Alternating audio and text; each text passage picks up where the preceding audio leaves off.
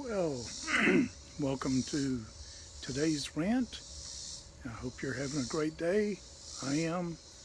Uh, I am also with my dogs again. So for those of you who don't know, every now and then I have to stop and toss a tennis ball for them, or they will start barking and bothering me, and therefore bothering you.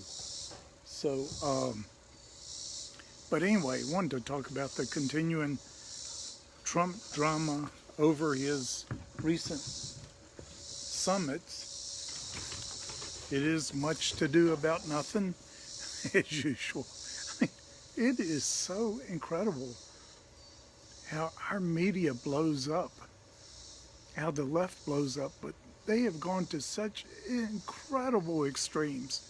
They end up losing every time they do that. And Trump did misstate some things in his press conference. He admitted to it. He actually instead of saying would,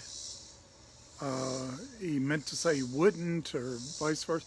Listen, when I travel like that, jet lagging, I am shocked he didn't do worse. I mean, he looked a little, I know jet lag pretty well. I've spent most of my life with it.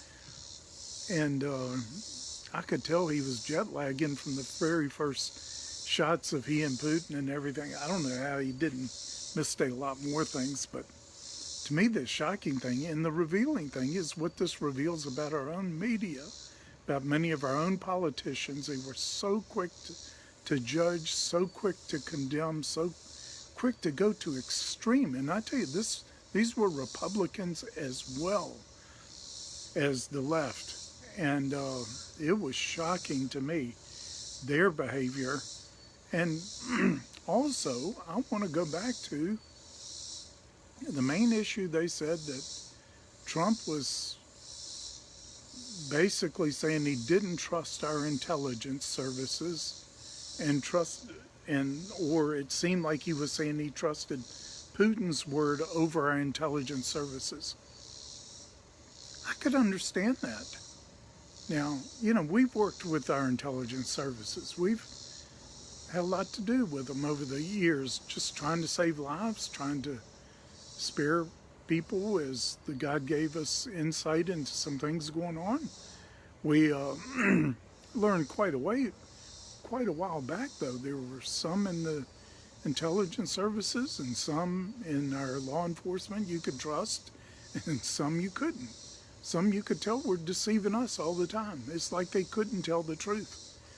And a lot of them had been trained. They had been trained that way because they were mostly undercover, or often undercover, and often in deceptive disguises. And I think it's the world they live in. And but it's like, I never got to really trust any of them almost in our intelligence service, because you just felt that around them. Now, should the president feel that way, who's got to rely on their intelligence? Is this something that is abhorrent for the president to even imply he doesn't 100% trust our intelligence services? I think if he does 100% trust them, then he is wrong. And I know he knows better. And I don't think that's what he does. I think he has the highest respect. I think he believes, since he's got many of his own people in leadership positions there, it's more trustworthy. But look at their behavior when he took office. And to Trump, if you look at things from Trump's perspective, this whole Russian collusion thing seems like a mad and insane attempt on the part of the left to delegitimize his presidency, and if any way possible, even bring him down. So, how does he trust other things that comes out of our intelligence services when they seem to have concluded, it says all of our intelligence services have concluded that the Russians tried to infiltrate and influence our election somehow, hacking, whatever. I haven't seen the evidence of that yet. Have you? If you have, please write to me. Please write in the comments here. I've heard all of them say that. They said that in the beginning. But the deeper we get into it, I think the more questionable that is. Where is the evidence? Why don't they show it to us? What are they talking about? The only thing I heard as evidence way back in the beginning of the Trump administration, where they were saying they found Russian markers in some of the computers that had been hacked. Well, anybody who really understands what's going on in that cyber world, and I'm not claiming to understand much, but I know this much. If they found Russian markers, you better believe it was not the Russians. Somebody was trying to set it up to look like the Russians. The Russians are far too sophisticated to leave their own markers on the hacking. I'm just saying. So where's all this other evidence they're getting? I think they should show it to the American people. Now, they would come out, well, we can't do that. We may reveal some of our assets or whatever. BS. That's BS. I don't believe that one bit. They should easily be able to point to and show the American people and show the Russians the evidence. That's, excuse me, that was a dog going after the ball. But, that's one of the things Putin was saying that I think we needed to hear. He's saying, don't you have your own courts? He said, yeah, I mean, he was implying, and I think he was, but I think he was implying, like, isn't it true there that you're innocent until proven guilty? Why haven't we waited for these things to be worked out in the courts? Why aren't they in the courts?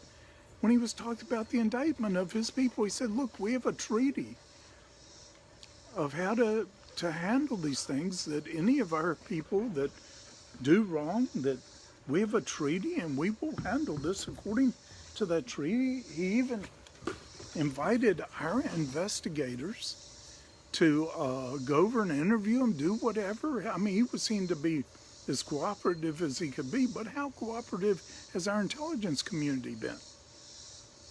What is the evidence they're claiming that makes them so absolutely sure that the Russians, were hacking or in any way trying to influence our elections in 2016? Now, personally, I believe they were. I'll say that up front. I do believe they were, because we do it to them. And they have produced the evidence. Russia produced the evidence that we were doing it to them. Not in the Russian, but in the Ukrainian election, when they had a very pro-Russian prime minister in the Ukraine. And our ambassador boasted about how we helped get that guy defeated in his election, and a pro-Western guy was put in there. Now, what is this issue with pro-Western? Why would one be pro-Western and one pro-Russian? What is the distinction? I thought Russia was part of the West. I mean, part of its country is in Asia, but part of it's in Europe. And most of its long-term culture, it's kind of an in-between. But here's one part where I think we need to examine and try to understand where they're coming from. What is the main dividing point? Why is Putin so turned against the West? I'll tell you, and I'll tell you why I believe it explains a whole lot of this knee-jerk reaction on the part of the media and the left to hate Russia and to hate Putin. It's because Putin is the only world leader, major world leader, I should say. There have been other world leaders, but only major world leader who has stood up to the LGBT and says, you are not bringing that in here. You are not going to bring that agenda into our country. And that was the main conflict going on over Ukraine. And when they say the influence of the West, they were mostly talking about that. And Putin has come to believe, as many have, most of the Islamic leaders, and Putin has come to believe America has been taken over by the LGBT community. We've become a gay nation. And he is determined and resolved to stop that from coming in to his country. He's trying to stop that and radical Islam. Well, why would he be befriending Iran? There are a lot of other issues involved there, which I can't begin to get into now, but there are a lot of things. I'm not just trying to defend Putin, but I think that we have been so conditioned by what is in our media and the people I know who know him, and I know some who know him very well. They talk about a very different person. And also, they have their own deep state. You know, and when Putin's denials about the Russian government being involved in trying to influence our elections, he was also implying, look, there are people, even in his deep state, he may not know everything that's going on. He can't. Nobody could. They've got just as bad a problem with that as we do. We've got people inside of our State Department trying to run their own foreign policy. We've got people inside our intelligence agencies and even the DOD who are trying to run their own campaigns. I'm not talking about political campaigns, but against governments or people they don't like or agendas they want to promote. That's going on all the time. And it's probably going on there too. But we're automatically condemning him. Now, I take it more seriously when our military leaders say, listen, this is a bad guy. He has, you know, not kept his treaties. But still, I have reason to be cautious there too. Simply because, you know, I think there are a lot of our really great military leaders that still have a Cold War mentality towards Russia and the, you know, seeing it as the old Soviet Union, believing that Putin is he's trying to rebuild the Soviet Union, which I don't believe. I think there's clear evidence that's not the case. But I know he is trying to protect his culture. I think he is a Russian patriot, but not a Soviet patriot. He has made some of the most incredible statements about free enterprise, the free market. He even made a statement at that summit. I didn't see anybody catch it, but he talked about how some of the people who could evaluate things the best were the business leaders. He's really grasped that. He's not an old communist trying to rebuild communism, but it's not just the Russians, but the Chinese and many other countries around the world. They look at our dysfunctional government and they really don't want a democracy like ours, even though I understand we're not really a democracy but a republic, but they're saying it's not working. It is, you know, so dysfunctional. They want somebody in leadership who can get things done. Listen, they have a point. But I don't think it's the problem of our republic. I don't think it's the system of government we have. You can have the best system of government and have bad government if you have bad people in it. So, anyway, I wanted to talk about a few of these things. But should we absolutely trust our intelligence service? Now, I don't absolutely trust any human being. I think you're crazy if you do. I don't care what kind of great Christian leader they are, or anything else. People make mistakes. All of the best heroes of the faith in the Bible made major mistakes, except for one. His name is Jesus. And people are prone to that. So I don't put total trust in anything run by humans. And, you know, including our intelligence service. I think any president that does that is crazy. And then let's look at our track record.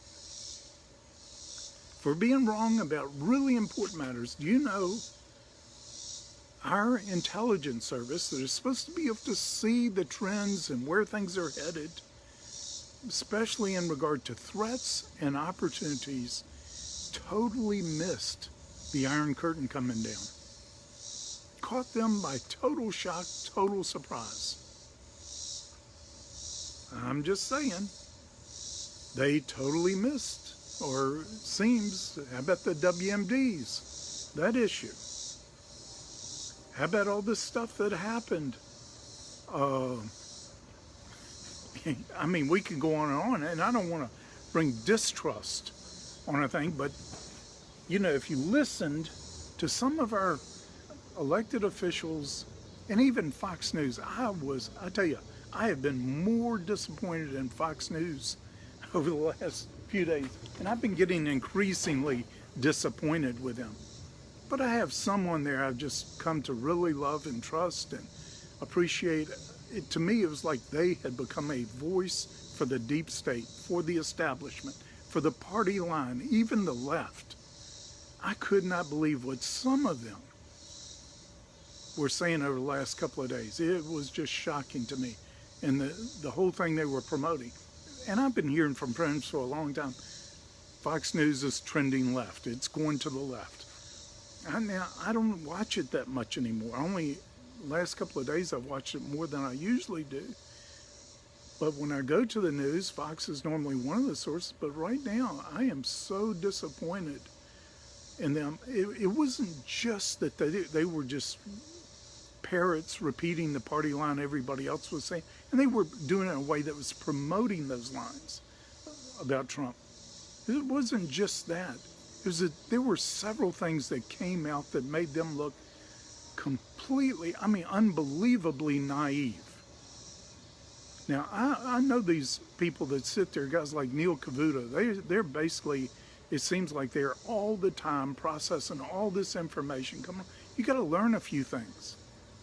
Well, today, some things that he said, I mean, he's one of my favorites and has been for years. I was just flabbergasted. I couldn't believe it. I was so happy when Herman Cain really took him to task. Did it in a gracious way that Herman Cain would. But it's like, what has gotten a hold of these people? Are they being told what to report now? Is the same thing happening to Fox that has happened to the other news media outlets? It looks like it to me. But anyway, why is it that our intelligence community is supposed to be above criticism anyway? I mean, anything else that happened, especially under Obama, they were taken to task by the media if it in any way infringed on their agenda. But, you know, when people go totally crazy like this, you remember the Shakespeare line, I think he doth protest too much. You know, I think that applies here. There's some things that really do not add up, which should make all of us cautious about the information that we're being fed from the media in general. I don't care who it comes through or from.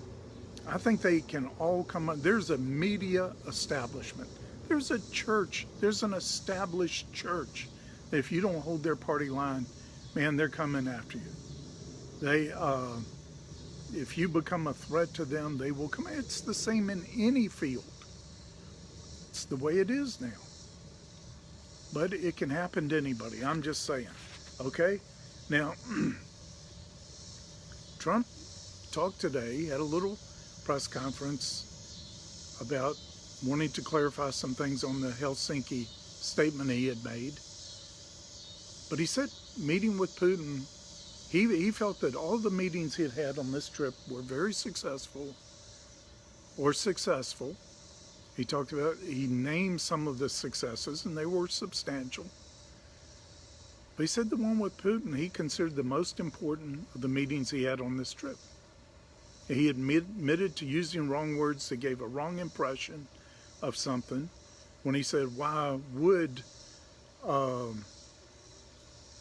the Russians hack or try to influence our election? He meant to say, as he said, and it was obviously in his notes, he was supposed to say, why wouldn't they? And he was basically saying, because we do it to them.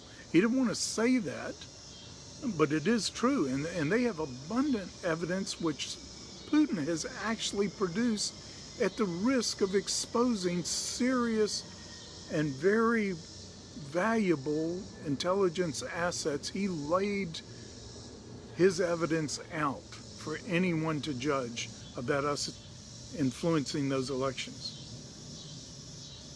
Now, then we have, Obama saying the Russians were trying to influence the elections. He was told that. They were given briefings on it. Brennan and all these other guys who've come out so hard against Trump, they were told this was happening. They did nothing. Nothing. But they wanted Trump to be castigated because he didn't punch Putin out in this thing where Putin's trying to build some rapport with an adversary, so we could possibly even turn an adversary into a friend, or at least much less of an adversary. He's trying to exercise some wise diplomacy. And it was crazy the way our people reacted to that. But Clapper, all of these guys, I couldn't believe their statements when they totally disregarded, even though they said they knew during the Obama administration that this was going on. Remember what Obama said? When he was asked what is he going to do about it, he said, I'm going to tell him to stop. I'm going to tell him to quit it. That's all he said. And he might have done that. I doubt he even did that. But he might have, and they paid zero attention to him because everyone had so little respect for him. He said all kinds of things he was going to do and threats and wouldn't do it. Don't cross this red line. They cross it and he said, okay, here's another one. You better not cross that one. I mean, it was crazy, the foreign policy we had under Obama. But anyway, I am so happy that that meeting took place. And you're going to think I'm really pro-Putin. I'm not pro anyone, really, about that. But I do feel like Russia is headed for a major spiritual revival. I believe that Russia is supposed to be one of our best friends in the nations. I believe that Putin could become that just because of what I know from friends who know him very well, and have known him for many years. And some of the things going on there that are incredible stories about Putin, especially his obvious fear of the Lord, has been demonstrated in some quite amazing ways. Maybe I'll tell you some of those on some of the future rants. I need to get permission from those who were with him and who shared these things, but quite remarkable. Good things are going on in our country. Listen, there are new media sources arising, and they're going to arise too. I'm very sad because I've liked Fox News for so long. To me, it's a tragedy what's going on with them. Now, there's some you've got on. I love Tucker Carlson, really appreciate him. And there are others, Hannity, amazing guys, standing sometimes alone against all odds for so long for what I think was truth. And I trust, and there are others too, but I had some of mine that I really have appreciated for so long that I am just really disappointed in right now. But that happens. People make mistakes just like Trump did, and Trump will. And they will. Maybe they'll learn and come back around too. But it scared me how naive some of them revealed themselves to be. I mean, it's like they are just repeating the party line. They have become a mouthpiece for the establishment. They're not being any better journalists than what they accuse the left of being all the time when that kind of thing happens.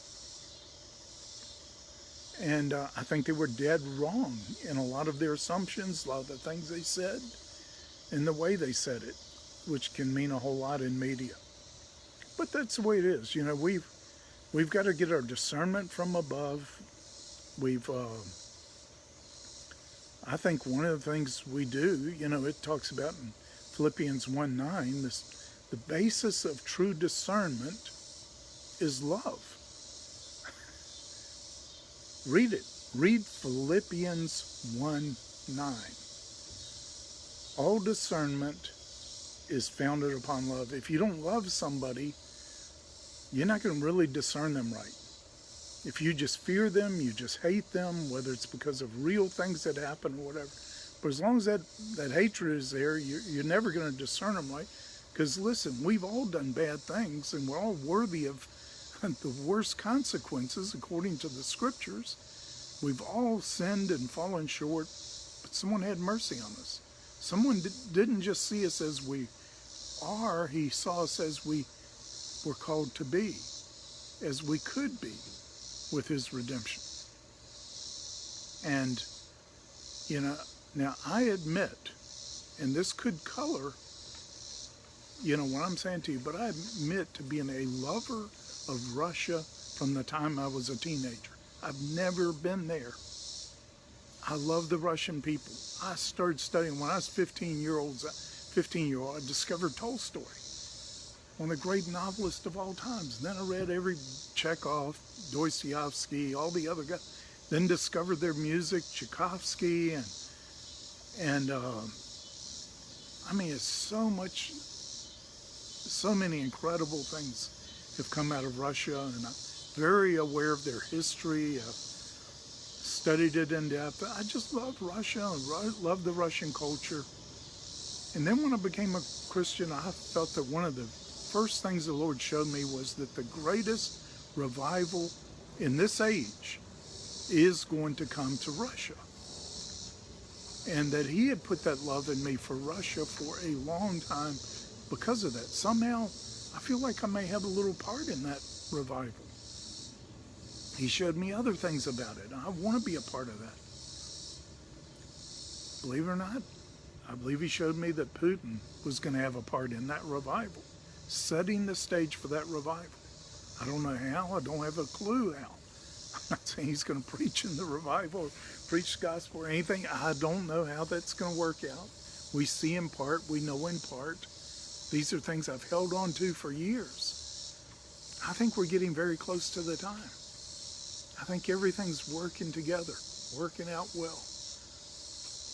But anyway, the world isn't going to fall apart today.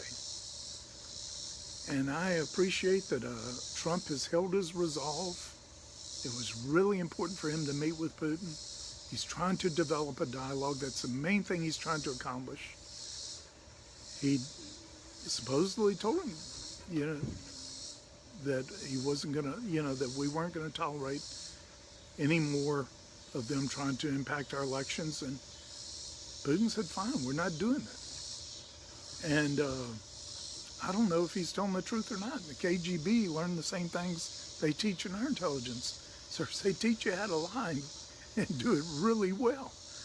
And that could be, but I kind of felt like he was at least, in some of these things that there may be things there out of his control, just like there are many things right now being done by our deep state that the president can't control at this time. I do believe our deep state is a far worse threat to our republic than anything Russia could do, hacking or otherwise. Why aren't these people that are so outraged at Russia for trying to influence our elections, why aren't they outraged about the illegals who voted, many of which did vote in our elections? How about the ballot stuffing in Pennsylvania, where they had 120% of the people registered to vote in some precincts voting, and 100% for Hillary? Come on. Why is anybody outraged about that stuff? Our vote should be one of our most valuable possessions, one of our most valuable benefits of being an American citizen. It's been trampled lately, far more from within. How about all the voting machines made by George Soros's companies that many states use? That kids from Yale University said they could hack into any one of them in 10 minutes and change the vote panel, and they showed how to do it on a YouTube video. How about all that stuff? Why aren't we outraged about that? Instead, this deflection on Russia, which everybody who even believes they totally tried to get in and influence our election, they had no influence. They weren't successful, if that's what they tried to do. But all these others, they did some really bad things in our last election and in every election for a long time. Why aren't the same people outraged about that? I think they do protest too much. That means there's something behind this that is major deception. And that should be easy to deceive by their behavior. I mean, easy to discern by their behavior.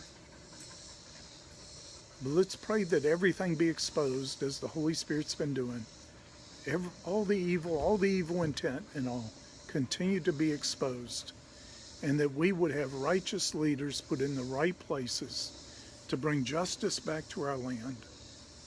How is it Manafort has not been found guilty of anything? He's been indicted. Remember, we're supposed to be innocent until proven guilty. Well, he's thrown in solitary confinement for over a month, not found guilty of anything. How about all the stuff we know Hillary did? How about all the stuff we know Comey did? Others in the FBI. We've caught them. I mean, if you watch the Strzok testimony to Congress, you see it was the same spirit that was on Comey. This unbelievable self-righteous where they could do anything and it was okay. They were far more concerned with anybody speaking evil of the FBI than they were the evil that they brought upon the whole nation by their behavior, and also the evil they had done to the FBI, whose name has been trashed under their leadership. The DOJ's number, people in America don't believe we have justice anymore. Hillary out there running around, totally free. All that she did in mishandling classified information, and then we have these poor guys in jail, been in prison for years for for tiny little infractions. And certainly not any that were intended to be malicious. But it doesn't matter if it's malicious or not. If you break the law, carelessness can hurt people just as bad as malicious intent. So I get that. But for tiny little things compared to what she's done, how about the FBI destroying Hillary's, how about those cell phones, the DNC stuff? Destroying evidence, isn't that clearly a case of obstruction of justice? Why have they not been indicted? Because we don't have justice here right now. We've got a really seriously flawed Department of Justice and FBI. I don't know how deep it goes. With the Strzok testimony, everybody's wondering, is this the attitude and spirit throughout the FBI? I don't think it is. Certainly there are great people in it.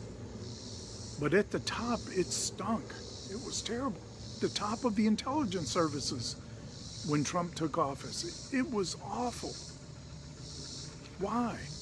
For over 8 years, people had been promoted based on political compliance more than competence in being able to do the job.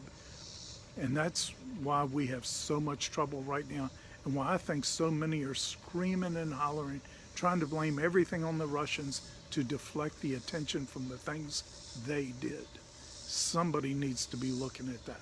I'm just saying. Thank you for listening to today's rant.